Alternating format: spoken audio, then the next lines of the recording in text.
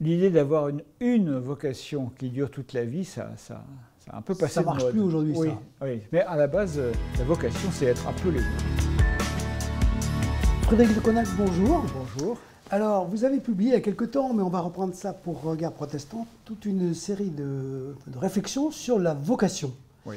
Alors, je ne sais pas si c'était très très récent, mais il me semble qu'aujourd'hui, la vocation, c'est pas un sujet dont on entend beaucoup parler. On a l'impression que la vocation, dans un monde qu'on dit fluide, ou instable, variable, je sais pas, est-ce qu'on a l'impression que c'est pas un terme qu'on emploie beaucoup aujourd'hui, la vocation? Pourquoi vous avez écrit un livre sur la vocation?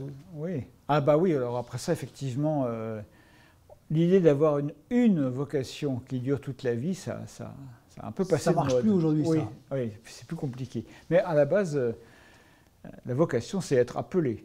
Alors, à l'époque où on faisait du latin au lycée, ce qui était mon cas, il y avait un cas qu'on appelait le vocatif, qui est le cas où on est appelé, où on appelle quelqu'un, avec la voix. C'est vocal, la vocation. Donc le fait d'être appelé, ben, je pense que là, c'est quand même encore quelque chose qui parle. Et d'ailleurs, il y a beaucoup de gens, par exemple, quand ils changent de travail, ils sont contents d'être appelés par un nouvel employeur, par exemple. Ça, donc, ils ne vont pas appeler ça la vocation.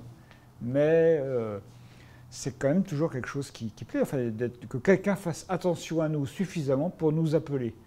Alors évidemment, la vocation, quand on en parle, maintenant... C'est plus fort que ça, quand même, la vocation. Ça a un sens religieux, ouais. Mais pas forcément... Même on peut avoir une vocation pour être médecin, pour être instituteur, les professions du soin. Voilà, les professions du soin, ouais, là, c'est une vocation.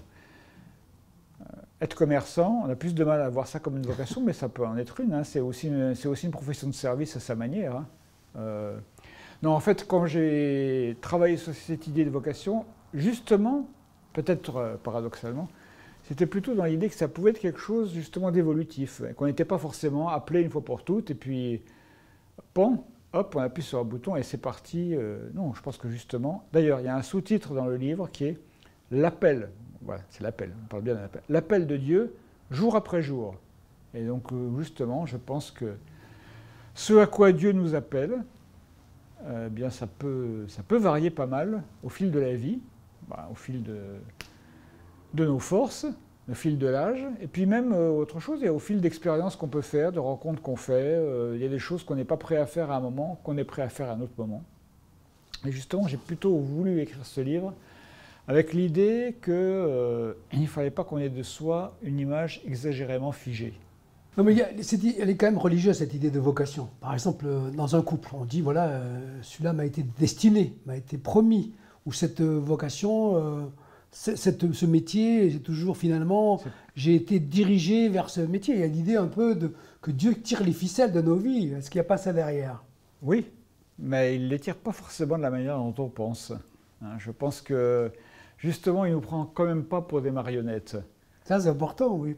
Donc il tire, mais en fait, nous-mêmes, on met quelquefois un peu de temps à comprendre vers où il est en train de tirer. D'ailleurs, c'est souvent un peu le problème, c'est que pour beaucoup de gens, concrètement, la vocation, ça reste un mystère. Et les gens même qui se sentent appelés, souvent, ils hésitent assez longtemps. Est-ce que oui, est-ce que non? Est-ce que je ne prends pas mes désirs pour des réalités, etc. Enfin, c'est une sorte de question qu'on peut se poser. Donc c'est pas...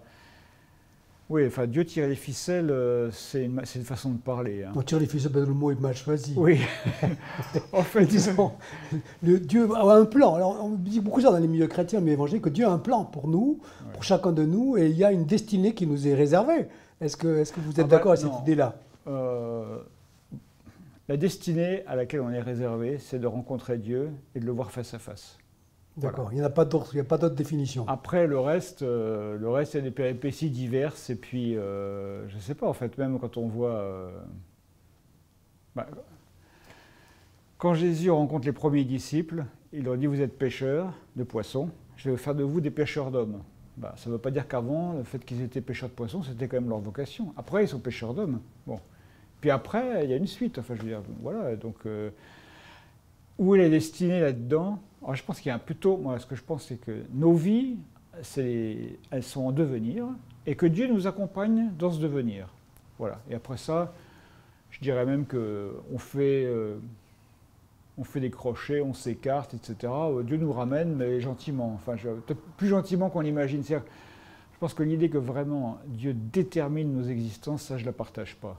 Oui, ça va contre l'idée qu'on est libre, que l'homme est libre, l'homme et la femme Alors, sont on est libres. libre, alors ça, pour le coup...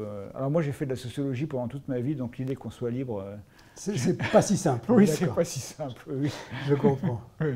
D'accord. Non, en fait, non, on est, voilà, quelquefois même, je dirais que Dieu doit nous arracher à une histoire, nous libère. qui nous libère d'une histoire qui précisément nous contraint. Oui, c'est Dieu qui nous libère, oui, pour le coup.